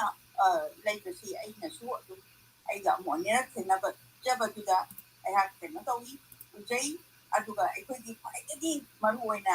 ꯑꯩꯈꯣꯏꯒꯤ ꯅꯨꯄꯤ ꯁꯃꯥꯖꯁꯦ ꯄ꯭ꯔꯤꯊꯤꯕꯤꯗ ꯉꯁꯤ ꯐꯥꯎꯕꯗ ꯑꯩꯈꯣꯏ ꯅꯨꯄꯤ ꯃꯩꯇꯩ ꯅꯨꯄꯤꯒꯤ ꯊꯧꯅꯥ ꯁꯤ ꯌꯥꯝꯅ ꯅꯨꯄꯤ ꯂꯥꯟ ꯀꯌꯥ ꯂꯩꯈ꯭ꯔꯦ ꯑꯗꯨꯕꯨ ꯖꯨꯂꯥꯏꯒꯤ ꯇꯥꯡ 30, 2004ꯗ ꯀꯪꯂꯥ ꯃꯃꯥꯡꯗ ꯑꯩꯈꯣꯏꯒꯤ ꯏꯆꯥꯅꯨꯄꯤ ꯃꯅꯣꯔꯃꯥꯕꯨ ꯅꯤꯍꯥꯊꯤꯅ ꯍꯥꯠꯂꯀꯥꯟꯗ ꯂꯪꯊꯣꯛꯄꯤꯔꯝꯕꯗꯨ ꯃꯗꯨꯒꯤ ꯃꯃꯥꯡꯁꯤꯗ ꯃꯔꯥ ꯂꯩꯇ꯭ꯔꯕ ꯃꯤ ꯀꯌꯥ ꯅꯨꯄꯥ ꯀꯌꯥ ꯆꯤꯡꯊꯣꯛꯇꯅ ꯅꯣꯡꯃꯩꯅ ꯀꯥꯞꯈꯤꯕ ꯑꯗꯨꯒꯨꯝꯂꯕ ꯑꯥꯔꯝ ꯄꯋꯥꯔ ꯑꯦꯛꯀꯤ ꯃꯔꯨꯝꯁꯤꯗ ꯃꯤꯑꯣꯠ ꯃꯤꯅꯩ ꯀꯌꯥ ꯑꯁꯤꯗ ꯈꯥꯡꯕ ꯉꯝꯃꯛꯇꯗꯅ ꯃꯅꯣꯔꯃꯥꯒꯤ ꯃꯇꯥꯡꯗꯨꯗ ꯅꯨꯄꯤ 19 ꯊꯣꯛꯂꯛꯑꯒ ꯑꯩꯈꯣꯏꯒꯤ ꯀꯪꯂꯥꯒꯤ ꯃꯃꯥꯡꯁꯤꯗ ꯃꯁꯥꯗ ꯐꯤ ꯊꯣꯡꯗꯅ ꯃꯈꯣꯏꯅ ꯂꯥꯎꯗꯅ ꯑꯩꯈꯣꯏ ꯀꯥꯟꯅꯗꯦ ꯐꯤ ꯁꯦꯠꯂꯨꯕꯒꯤꯗꯃꯛꯇ ꯀꯥꯟꯅꯗꯦ ꯍꯥꯏꯗꯅ ꯃꯁꯥꯗ ꯀꯔꯤꯒꯨꯝꯕ ꯑꯃꯠꯇ ꯍꯪꯒꯣꯏꯕ ꯌꯥꯎꯗꯅ ꯃꯃꯥ ꯂꯩꯕꯥꯛꯀꯤꯗꯃꯛꯇ ꯀꯠꯈꯤꯕꯗꯣ ꯃꯗꯨꯒꯤ ꯋꯥꯔꯤ ꯑꯗꯨꯒ ꯃꯗꯨ ꯋꯥꯔꯤ ꯑꯣꯏꯅ ꯍꯧꯖꯤꯛꯇꯤ ꯂꯩꯔꯦ ꯃꯗꯨꯗ ꯊꯣꯛꯈꯤꯕ ꯊꯧꯗꯣꯛ ꯑꯗꯣ ꯍꯧꯖꯤꯛꯃꯛ ꯂꯣꯏꯅꯃꯛ 19 ꯃꯅꯨꯡꯗ ꯈꯔ ꯂꯩꯇꯕ ꯌꯥꯎꯈ꯭ꯔꯃꯅꯤ ꯑꯗꯨꯒ ꯉꯁꯤꯗꯤ ꯏꯃꯥ ꯃꯣꯃꯣꯟ ꯂꯩꯃꯁꯨ ꯂꯥꯏꯒꯤ ꯈꯨꯌꯥ ꯇꯥꯟꯈ꯭ꯔꯦ ꯑꯁꯨꯝꯂꯕ ꯃꯈꯣꯏꯅ ꯇꯧꯔꯝꯕ ꯊꯕꯛꯁꯤꯗꯤ ꯁꯪꯁꯥꯔꯁꯤꯗ ꯂꯦꯡꯗꯅ ꯃꯩꯅ ꯆꯤꯡꯅ ꯄꯣꯛꯄ ꯉꯝꯗꯅ ꯂꯩꯍꯧꯔꯒꯅꯤ ꯄ꯭ꯔꯤꯊꯤꯕꯤ ꯄꯨꯝꯅꯃꯛꯅ ꯃꯩꯇꯩ ꯅꯨꯄꯤꯁꯤꯡꯒꯤ ꯊꯧꯅꯥꯕꯨ ꯑꯃꯨꯛꯀ ꯍꯦꯟꯅ ꯃꯁꯛ ꯇꯥꯛꯂꯅꯤ ꯍꯥꯏꯕꯁꯦ ꯑꯩꯍꯥꯛꯅ ꯈꯪꯖꯕ ꯈꯔꯗꯒꯤ ꯑꯩꯍꯥꯛ ꯊꯝꯖꯔꯝꯒꯦ ꯑꯗꯨꯒ ꯏꯃꯥ ꯃꯣꯃꯣꯟꯒ ꯑꯩꯒ ꯑꯃꯨꯛ ꯑꯅꯤꯔꯛꯁꯦ ꯅꯨꯄꯤ ꯂꯥꯟꯒꯤ ꯋꯥꯉꯥꯡꯂꯣꯏ ꯑꯃ ꯑꯣꯏꯅ ꯑꯩꯍꯥꯛꯁꯨ ꯄꯥꯝꯖꯔꯨꯕꯗꯒꯤ ꯍꯥꯏꯕꯤꯔꯛꯄꯒꯤ ꯃꯇꯨꯡ ꯏꯟꯅ ꯆꯠꯆꯔꯨꯕꯗ ꯑꯃꯨꯛ ꯑꯅꯤꯔꯛ ꯊꯦꯡꯅꯖꯈꯤ ꯑꯗꯨ ꯏꯀꯣꯟ ꯀꯣꯟꯕ ꯑꯩꯅ ꯅꯤꯡꯁꯤꯡꯖꯕꯗ ꯀꯣꯀꯤ ꯏꯝꯗ ꯑꯩꯈꯣꯏ ꯅꯨꯄꯤ ꯑꯩꯈꯣꯏ ꯏꯃꯥ ꯅꯨꯃꯤꯠꯇꯨꯗ ꯏꯃꯥ 7 ꯄꯨꯟꯅ ꯑꯩꯈꯣꯏ ꯀꯣꯀꯤ ꯏꯝꯗ ꯅꯨꯄꯤ ꯂꯥꯟꯒꯤꯗꯃꯛꯇ ꯊꯧꯔꯝꯁꯦ ꯄꯥꯡꯊꯣꯛꯄꯗ ꯏꯃꯥ ꯃꯣꯃꯣꯟꯕꯨ ꯑꯩꯒ ꯋꯥꯔꯤ ꯁꯥꯟꯅꯗꯅ ꯑꯗꯨꯃꯥꯏꯅ ꯇꯧꯈꯤꯕꯅꯤ ꯑꯗꯨꯒꯤ ꯅꯨꯃꯤꯠꯇꯨꯗꯒꯤ ꯑꯃꯨꯛ ꯍꯟꯅ ꯑꯩꯈꯣꯏ ꯋꯥꯔꯤ ꯁꯥꯟꯅꯕ ꯐꯪꯖꯈꯤꯗ꯭ರೆ ꯑꯗꯨꯅ ꯌꯥꯝ ꯅꯨꯡꯉꯥꯏꯇꯦ ꯑꯩ ꯏꯁꯥꯃꯛꯀꯤ ꯑꯣꯏꯅ ꯂꯩꯄꯥꯛꯀꯤ ꯑꯣꯏꯅ ꯃꯥꯡꯖꯕꯗ ꯅꯠꯇꯅ ꯑꯩꯍꯥꯛ ꯏꯁꯥꯃꯛꯀꯤꯁꯨ ꯏꯃꯥ ꯑꯃ ꯑꯁꯤꯒꯨꯝꯂꯕ ꯏꯃꯥ ꯂꯩꯄꯥꯛꯀꯤꯗꯃꯛꯇ ꯀꯠꯊꯣꯛꯑꯕ ꯃꯃꯥꯡꯈꯤꯕꯁꯦ ꯌꯥꯝꯅ ꯊꯃꯣꯏ ꯁꯣꯛꯅ ꯅꯨꯡꯉꯥꯏꯇꯦ ꯅꯨꯡꯉꯥꯏꯇꯕ ꯐꯣꯡꯗꯣꯛꯆꯔꯤ ꯂꯣꯏꯅꯅ ꯃꯍꯥꯛꯀꯤ ꯑꯥꯠꯃꯥꯅ ꯂꯥꯏꯔꯝꯂꯦꯟꯗ ꯏꯪꯅ ꯆꯤꯛꯅ ꯅꯨꯡꯉꯥꯏꯅ ꯂꯩꯔꯨꯅꯕꯒꯤꯗꯃꯛꯇ ꯈꯨꯔꯨꯝꯖꯔꯤ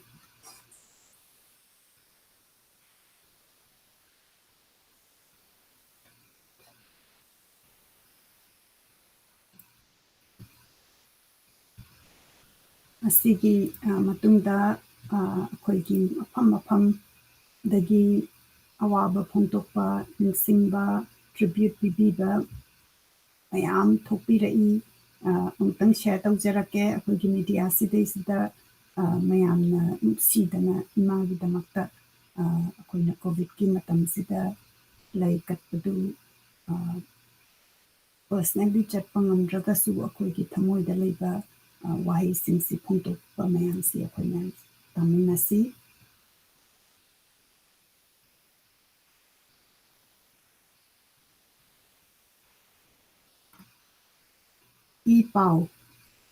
ꯏ ꯄꯥꯎꯗꯁꯨ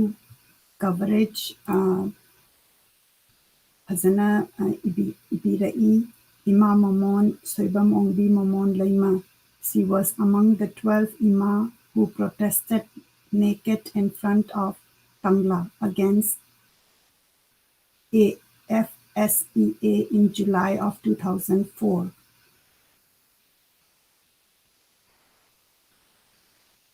ꯑꯩꯈꯣꯏ ꯃꯌꯥꯝ ꯑꯃꯨꯛꯇꯪ ꯌꯦꯡꯈꯠꯄꯤꯌꯨ ꯏꯃꯥ ꯃꯣꯃꯣꯟꯒꯤ ꯃꯔꯝꯗ ꯐꯖꯅ ꯁꯤꯗꯩꯁꯤꯗ ꯏꯕꯤꯔꯛꯂꯦ आर्टिकल असी SH अजितना इबीदना share तौबीरकपनी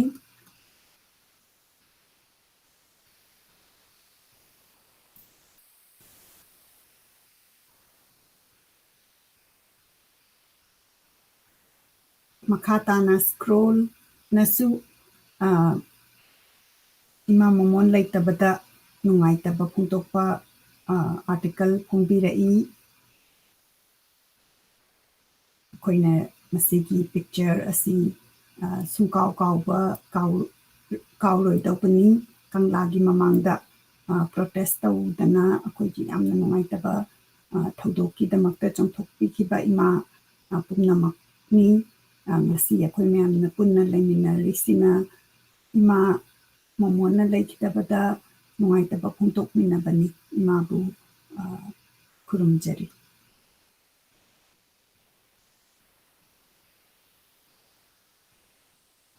kada nasu ima laikidabada laikatpagi thauram ama pangthoktuna photo thagatpirai photo sing asi amtang yengbiyu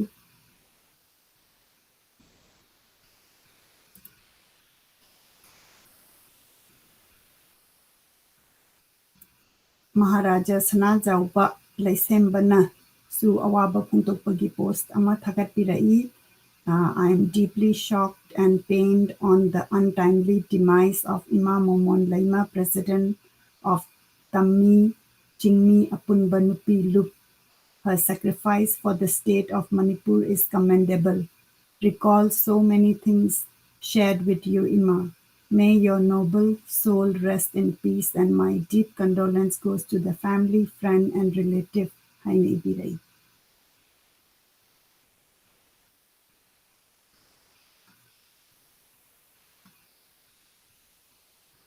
Yamna nungsiba kangla manung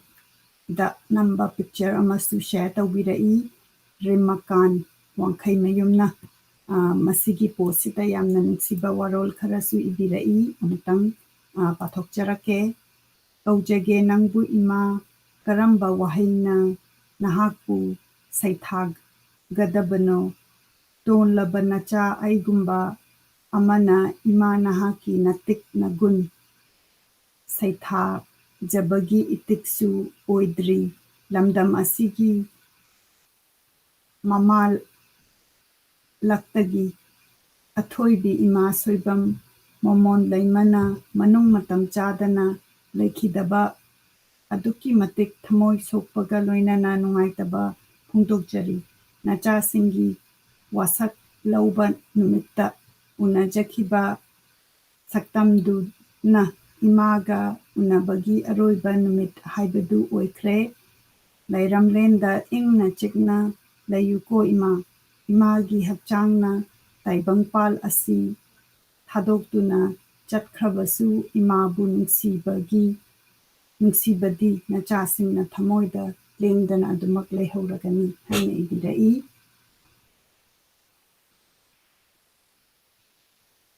The Frontier Manipur nasu condolence imagi damakta mafamdagi nungsiba nungaitaba nungsiba utpa nungaitaba phongdokpa mayam lai haina share taubirai sida laikatpagi thauram asisu picture asi share taubirai Sunil Takhelambamna Ema Soibam Ongbi Momon Leimana Laikidabada Moreda Leiba Civil Society Organization Maitai Council More Kha Longpok Apunba Nupi Lup All Manipur Student Union Tengnaupal District Committee na Minute Ani Tuminna Leptuna Awa Nungaitaba Phongtokhi Haina Ningsing Pituna Photo asi share taubirai internet ta Chingtam Social Worker Union nasu awaba phongtokpirai Girl Up Manipurna su awaba phongtokpirai masigi si hana share taubirakpa leiringaida share taubirakpa postni aduga imagi maramda fazana ibirakpa mabu kauba yadaba adugi maramda ibirakpani mayamna soidana amutang yenkhatpiraga pabiyu masida photo khara share tawjage ꯑꯩꯈꯣꯏꯒꯤ ꯏꯃꯥ 12 ꯃꯅꯤꯄꯨꯔꯒꯤꯗꯃꯛꯇ ꯊꯣꯛꯄꯤꯔꯛꯄ ꯏꯃꯥꯁꯤꯡꯒꯤ ꯄꯨꯟꯅ ꯅꯝꯕ ꯄꯤꯛꯆꯔꯅꯤ ꯈꯨꯔꯨꯝꯃꯤꯟꯅꯁꯤ international women's ꯗꯦ celebration ꯇꯧꯕ ꯃꯇꯝꯗ ꯅꯝꯈꯤꯕ ꯐꯣꯇꯣꯅꯤ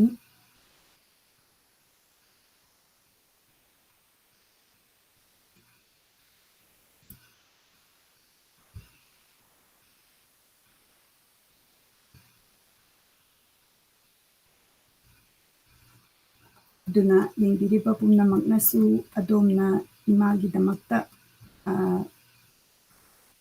ꯋꯥꯍꯩ ꯑꯃꯅꯤ share ꯑꯗꯨꯝ ꯇꯧꯕꯤꯔꯛꯎ ꯑꯩꯈꯣꯏ ꯃꯌꯥꯝ ꯈꯪꯃꯤꯟꯅꯁꯤ ꯑꯩꯈꯣꯏꯅ ꯏꯃꯥꯅ ꯇꯧꯕꯤꯔꯝꯕꯁꯤ ꯁꯨꯡꯀꯥꯎ ꯀꯥꯎꯗꯅ ꯂꯩꯃꯤꯟꯅꯁꯤ ꯑꯩꯍꯥꯛꯅ ꯑꯔꯣꯏꯕꯗ ꯑꯩꯒꯤꯗꯃꯛꯇꯗꯤ ꯏꯃꯥꯁꯤ ꯑꯩꯅ ꯄꯔꯁꯅꯦꯜꯂꯤ ꯎꯅꯕ ꯐꯪꯖꯍꯧꯗ꯭ꯔꯒꯁꯨ ꯑꯩꯍꯥꯛꯅ ꯏꯟꯇꯔꯅꯦꯠꯇ ꯃꯅꯣꯔꯃꯥ ꯂꯩꯈꯤꯗꯕꯒꯤ ꯄꯥꯕ ꯃꯇꯝꯁꯤꯗꯩꯁꯤꯗ ꯃꯗꯨꯒꯤ ꯄꯥꯕꯒꯤ ꯋꯥꯍꯩꯁꯤ ꯇꯥꯕꯗ ꯌꯥꯝꯅ ꯇꯨ ꯆꯨꯡꯕ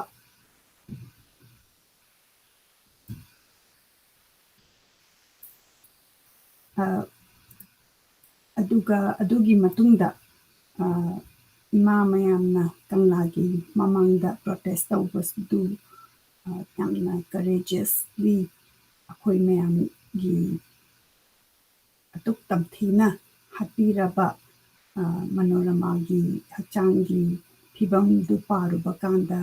ꯏꯃꯥ ꯃꯌꯥꯝꯅ ꯆꯣꯡꯊꯣꯔꯛꯀꯥꯟꯗ ꯄ꯭ꯔꯣꯇꯦꯁ ꯇꯧꯈꯤꯕꯗꯨ ꯌꯥꯝꯅ ꯑꯩꯈꯣꯏꯗ ꯄꯨꯛꯅꯤꯡ ꯅꯨꯡꯁꯤꯕ ꯄꯨꯛꯅꯤꯡ ꯊꯧꯒꯠꯄ ꯑꯃ ꯑꯣꯏꯈꯤ ꯂꯥꯞꯅ ꯑꯩꯅ ꯂꯩꯖꯔꯒꯁꯨ ꯃꯗꯨ ꯌꯦꯡꯈꯤꯕꯗ ꯑꯗꯨꯅ ꯃꯗꯨꯒꯤ ꯅꯨꯃꯤꯠꯇꯨꯗ ꯏꯃꯥ ꯃꯣꯃꯣꯟꯁꯨ ꯌꯥꯎꯕꯤꯈꯤꯕ ꯅꯨꯃꯤꯠꯅꯤ ꯑꯗꯨꯒꯤꯗꯃꯛꯇ ꯑꯩꯍꯥꯛꯅ ꯄꯨꯟꯁꯤꯒꯤ ꯂꯃꯟ ꯄꯨꯟꯁꯤꯟꯖꯔꯦ ꯃꯁꯤꯗ ꯑꯩꯍꯥꯛ ꯑꯝꯇꯪ ꯄꯥꯊꯣꯛꯆꯔꯛꯀꯦ ꯃꯁꯤ ꯌꯥꯝꯅ ꯑꯩꯈꯣꯏꯅ ꯁꯨꯡꯀꯥꯎ ꯀꯥꯎꯕ ꯌꯥꯗꯕ ꯃꯅꯤꯄꯨꯔꯒꯤ ꯍꯤꯁꯇ꯭ꯔꯤꯗ ꯃꯅꯣꯔꯃꯥꯒꯤ ꯊꯧꯗꯣꯛꯁꯤ ꯃꯥꯒꯤ ꯍꯛꯆꯥꯡꯁꯤꯗꯩꯁꯤꯗ ꯀꯃꯥꯏꯅ ꯁꯣꯛꯑꯝꯒꯦ ꯍꯥꯏꯕꯁꯤ ꯃꯁꯤ ꯄꯥꯕꯗ ꯑꯩ ꯍꯧꯖꯤꯛ ꯐꯥꯎꯕ ꯇꯨ ꯆꯨꯡꯉꯤ ꯑꯩꯈꯣꯏꯅ ꯃꯁꯤꯒꯤ ꯊꯧꯗꯣꯛꯁꯤ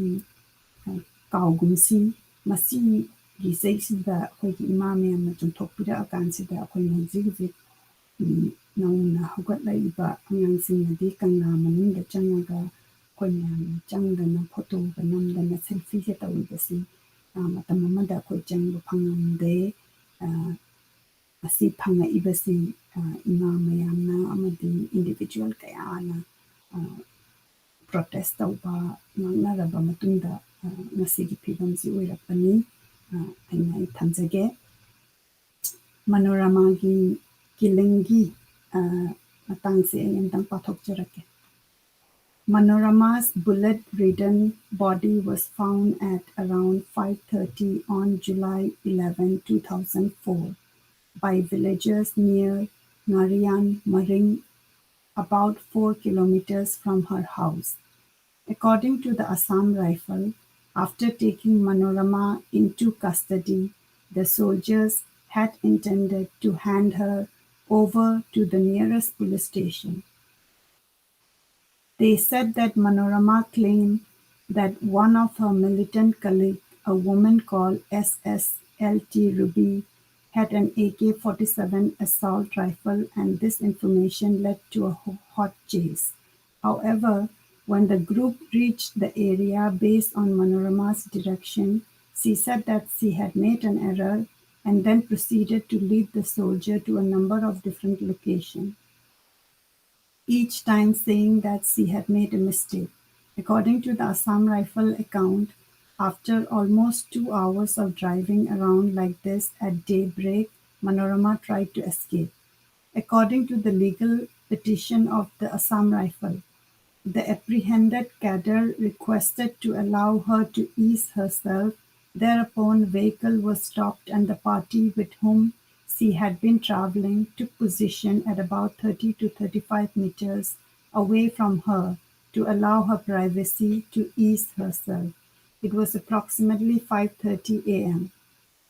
Then all of a sudden the arrested lady cadre started to flee through a gap in the nearby hedge. Then the guard commander happened to see her attempting to flee and shouted for her to stop and fired a shot burst in the air to warn her.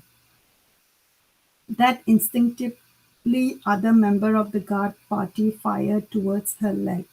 That as a result she suffered bullet injuries resulting in her death.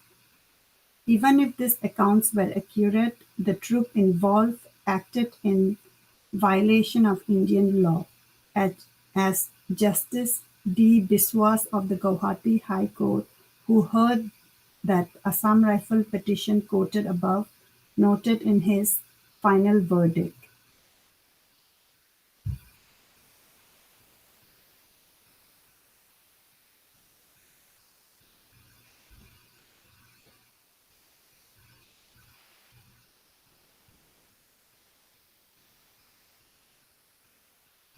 And I want to go over the paragraph which talks about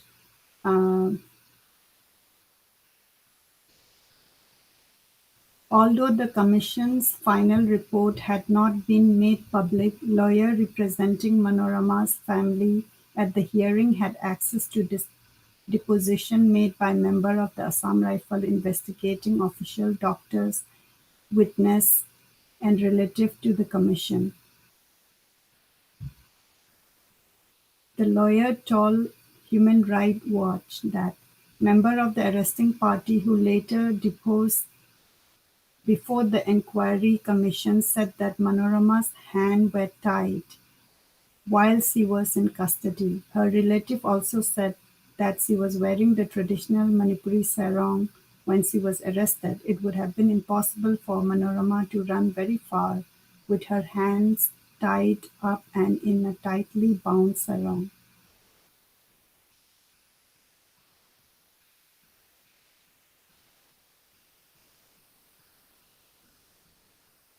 Sigi amna nungaitaba Manoramagi body si phangaba matungda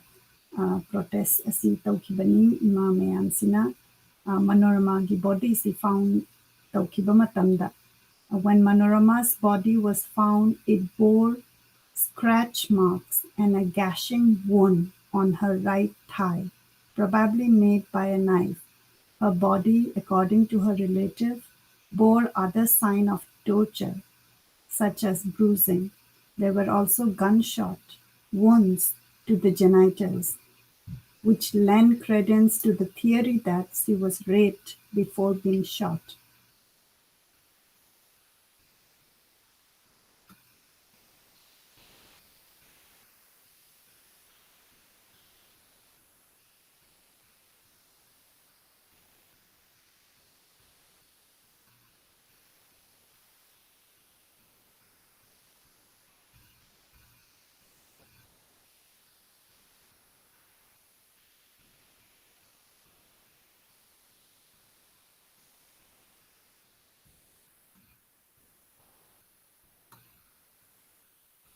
Masigi wari asi akoina ningsingminasi kaugumsi aduga masida chongthokpirakpa ima mayamna protest tawkibagi video asi share tawjaraga ngasigi tribute pibasi loisinjage akoi mayam imabu kuruminasi imana yamna courageous laina akoi mayamgidamakta chongthokpiramba adu akoina kauzaroi akoi kurumjage madugumba courage adu akoina adom pukningda chetna konsinjaraga leijage haraga imana leigidabasi awaba phongtokjari.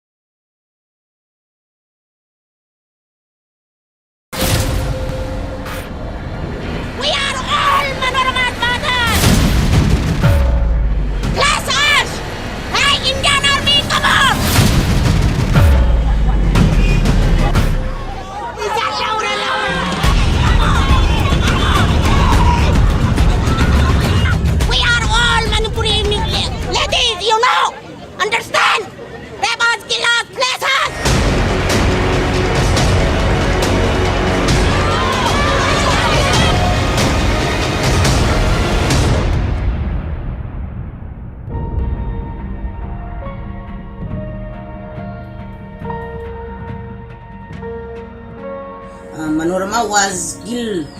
seriously, and we are very shocked. We want to stop raping and to kill the women from Manipur by the security forces. Mase lao thola o lam theng na si haibani na koi na khulai pai bani ai khoi di isang atani aduna khulai se pai ro haibagi masdei dai khoi namya sunjana raga. I think I must do for Manorama and for the women of Manipur.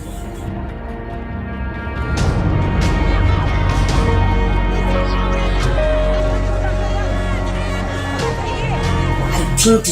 the whole night, and I did not sleep and wept for Manorama's raping and killing like that.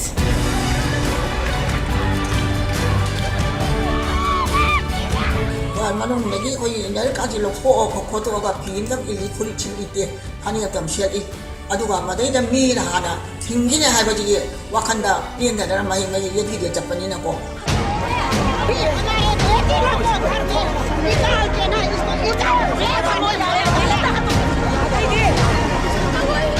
We never felt any inferiority in our minds. We were proud of our mother and all the other mothers that took part in that hesitation.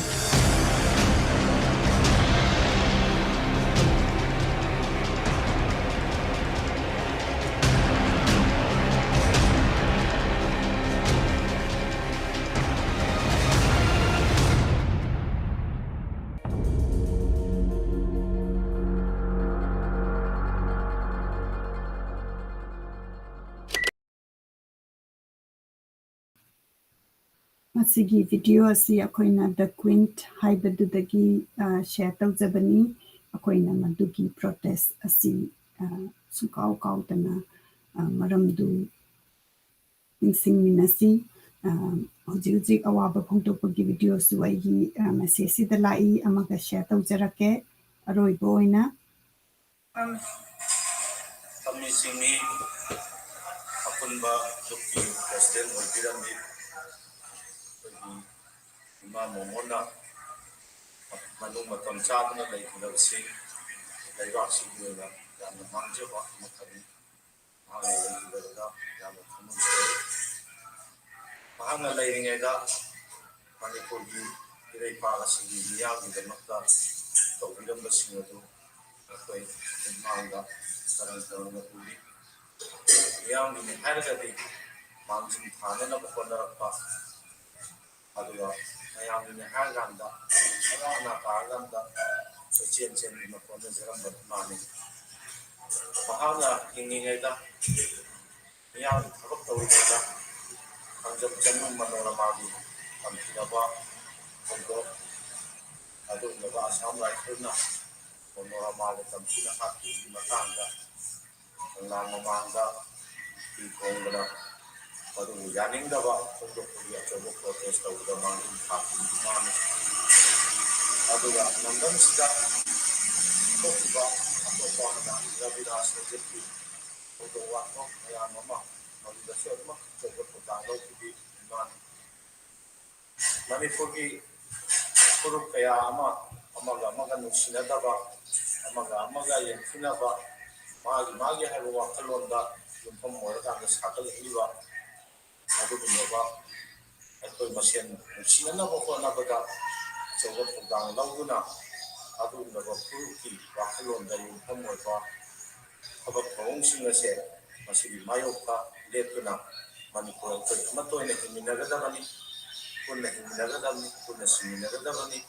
nungaire kunna nungaiminagadabni haiba suguma wakalon sidasu mana choba thogdang laubikiba akoi pumnamana sinthaba loda nairoidaba tongan mathodo wato noma kangin thoida singsida choba thogdang lauduna mana sembi chobiramba hauji malemgi oina chathariba hujik thengnariba akoi pumnamana misimina yawba awana kaya Corona gi mesha marakta ima asisu kanung matam chadna aikoi marakta gi ima asisakre lairam lenda inna china ima gi hawaina yata horisne habsi nacha ina ima gi injari sholi mukanda injari